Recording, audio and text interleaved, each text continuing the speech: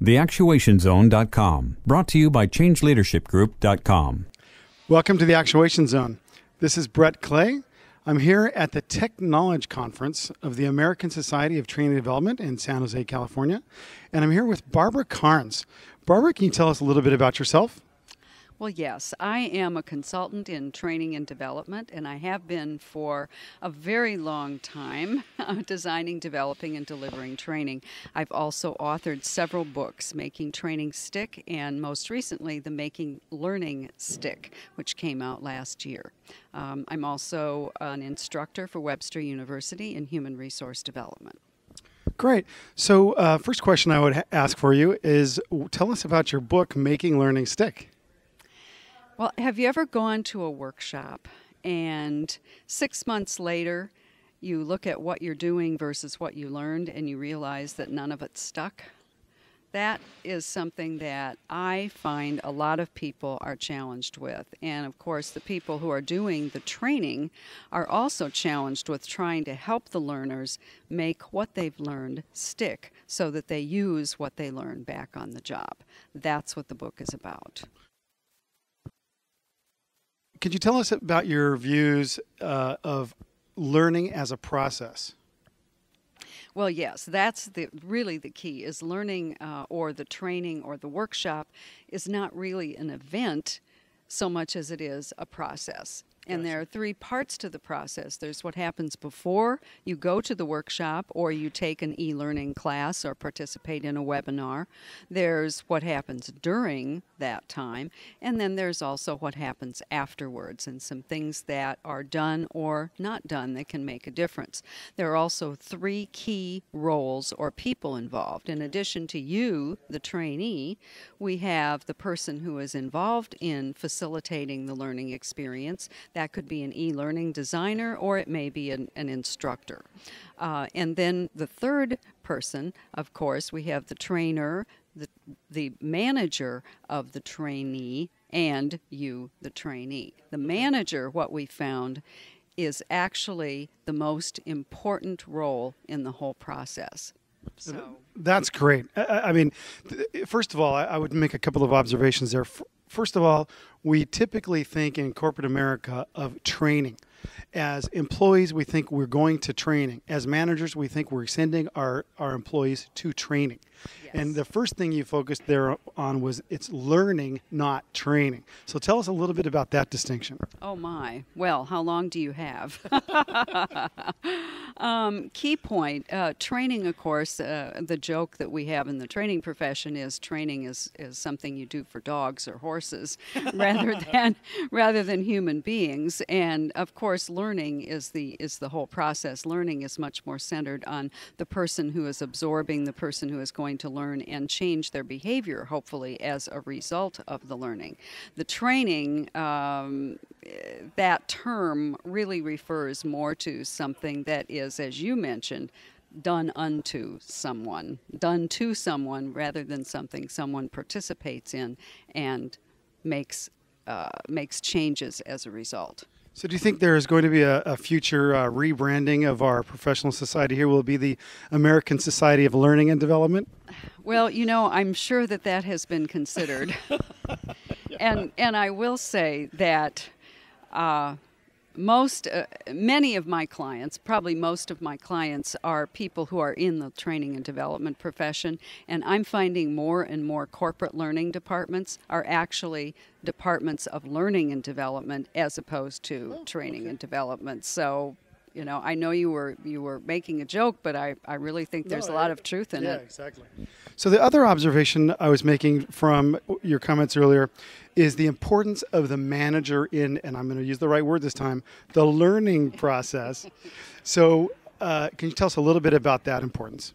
Well, there was a study done quite some time ago now, and the question was asked, of the three roles that I've already mentioned, the trainer, the trainee, and the manager, which is most important in making sure that the training sticks, okay? And heads and away, the manager is the most important role. This is what the survey came back. And I have found that with my audiences as well.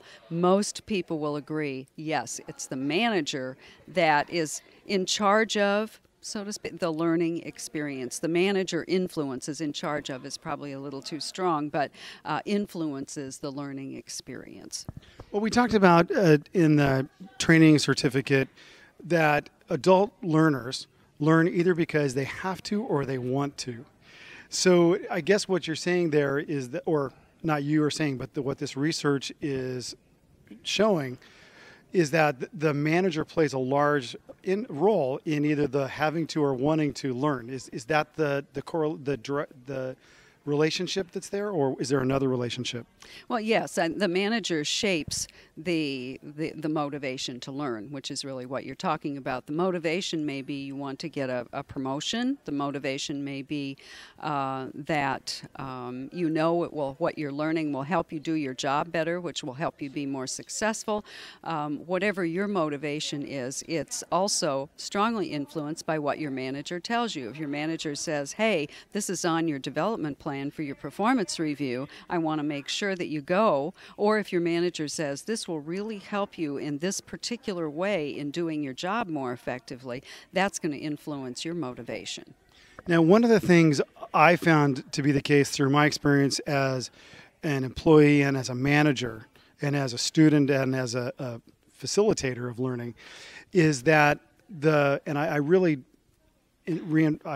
emphasize this in the trainings I do, is that managers play a critical role in reinforcement and application on the job. How important is that, or is that part of this research? Absolutely.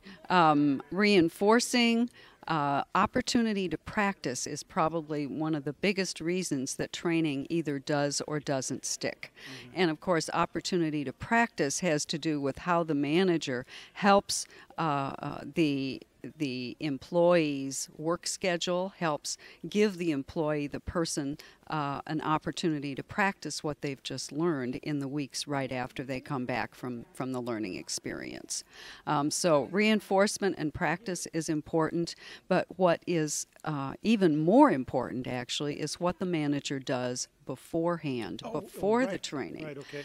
Because I know I've had people come to a learning classroom and say, I'm not really sure why I was here. I was just told this morning I was supposed to come to training today, and they really don't have the slightest idea why they're there.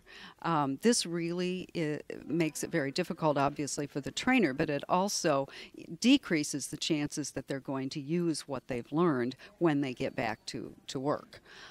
So what a manager needs to do, there are several different ways to do it, but set the stage, help them understand, build positive expectations for what they're going to learn and how they're going to use it. Right, exactly. Yeah, you were talking about how in the learning process there's before, there's during, and then there's after. That's why I was getting excited there that you were bringing back in the before and the importance of the manager there. 'Cause certainly the trainer or the learning facilitator is there before is just in preparation and in needs assessment, and they really can't have the influence that the manager can on the motivation and all of that. That's very true. Yes. So Barbara, can you tell us about give us some ideas from your book about how you can make learning stick? Okay. Since you are the participant or the person who has attended training, we'll focus on some things that you can do yourself, okay? First one, and this is some pretty interesting research, I think. They found, the researchers, that when there are extroverts in the training, not necessarily if you as the participant in the training are an extrovert, but when there are extroverts in the training, that everyone tends to learn more and use it more back on the job. Oh, okay. Now, by extrovert, what we mean is someone who tends to verbalize. That's the characteristic that we're focusing on. Someone who tends to verbalize their thoughts and also ask questions tends to help everybody learn better. Okay. So sometimes you can't control exactly who's going to be in your training class, obviously, but you can try to work in small groups. If there's small group practice or role playing or that sort of thing in your training class, you'll want to work with the people who tend to be more verbal in that situation. Okay. Secondly, would be this is where Maybe you some peer support. Okay. Some peer support. When I did my own research a few years ago, what I found that was pretty interesting is that the people who had talked to their peers before they attended the training about what the peers had learned, what they found to be valuable, if the peers had thought the training was going to be had been valuable, and how they were using it, those people who had those conversations with their peers tended to use the training back on the job after they themselves had gone through the training. They had better transfer. So I guess an action item there for managers especially would be to facilitate those informal discussions between peers, and maybe even to, shall we say, encourage it formally? Well, yes, and speaking of the manager, as we've already said, the manager is a very important role in this whole process. And one thing I really encourage people to do, even if that's the only thing that is done in an organization, is for the manager to have some kind of communication with the person who is going to be going to training beforehand, and to talk about what they're going to learn and how they can use it in their job to help them be more effective. I call it a boss briefing. Okay, great. And then afterwards, it's also important to debrief and to find out what the participant learned, but also, and probably more importantly, how they're going to use it, when they'll be able to practice it, and how it will help them do their jobs better. Okay, great. Any other points you'd like to highlight from the book? Well, we've talked about and afterwards. What happens during the training, of course, is much less in the control of the person who is taking the training. So I think that's probably about it.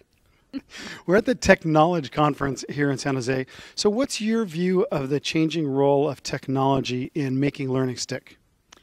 It is huge. Technology is making it possible for us to pay much more attention to what happens before the learning and what happens after the learning experience, as well as what happens during the learning, of course. Because before the learning experience, we've talked about how the boss needs to connect with the person who's attending the training, and ways to connect are, obviously through email, possibly through a Twitter feed if you set it up correctly. Those are just two of the many ways that technology can support the what needs to happen in order for the training process to be effective. As far as after the learning experience, we encourage the trainer to send out e-postcards or to use a website to support the learning, a blog post, even requiring a blog post of the learners so that they can post what they're learning, how they're applying what they're learning back on the job after they've left the training. I was going to ask you, what's the technology that you're most excited about these days, or that you expect people to talk about at the conference, for example? Well, I'll be very interested to see what people want to talk about at the conference. I think probably the biggest buzz in the learning and development profession right now is Second Life.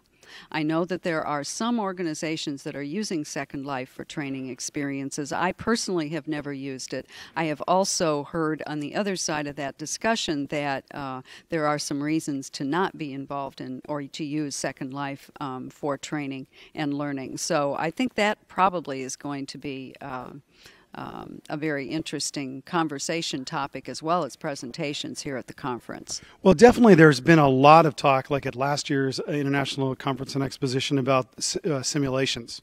And there's a whole track now on simulations and everything. It's interesting that you mentioned Second Life, because there was a Wall Street Journal article on Second Life, I don't know if you saw it recently, where they were talking about, will Second Life, it was like the Second Life of Second Life. And they're saying from a consumer gaming point of view, that's still a valid model that's happening, but they didn't see the original vision that Second Life had was it was going to take over the world, that it would become the new internet. And they're saying now it's more either for just pure gaming or for like training environments where you're using it as a simulation engine. Well, and Second Life was a buzz topic 3 years ago at the International Training and Development Conference as well. And a lot of people thought it was going to play a much larger role in corporate learning and development than has turned out to be the case. I personally think that it's really a question of resources, of the resources that are required to create the Second Life experience versus the benefit that can be gained, and weighing that against the other ways of gaining the same benefits. For example, webinars are huge in training and development right now, or webcasts, using a real-time training experience, but where people are in different places and can all tune in. And then, of course, e-learning, asynchronous e-learning, is also huge. Okay, I was just going to ask you about the risk that all this thought and buzz about technology may cause people to forget about the role of instructor-led training.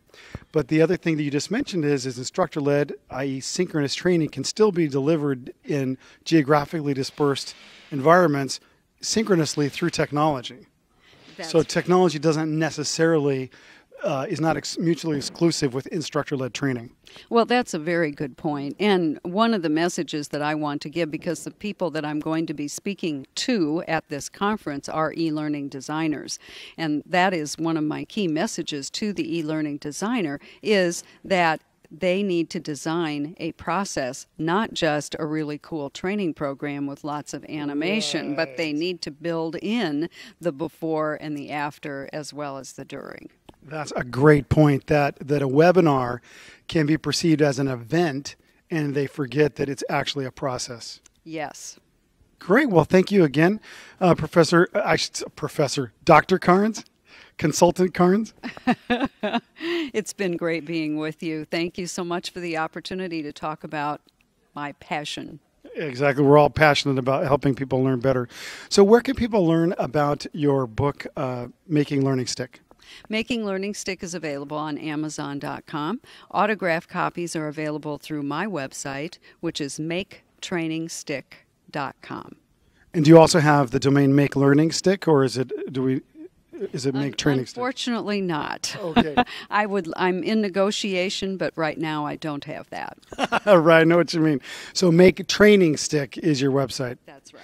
And then I understand you have a couple of other books that you did before this last one, Make Learning Stick. Yes, there are two classic books that I co-authored quite some time ago, but they're still in demand and still being used. Making Training Stick and the Making Training Stick Field Guide. And those are also available from my website. All right, great. Well, thank you so much. And we'll look forward to seeing you and hearing you speak here at the conference. Well, thank you very much for the opportunity to talk about my passion.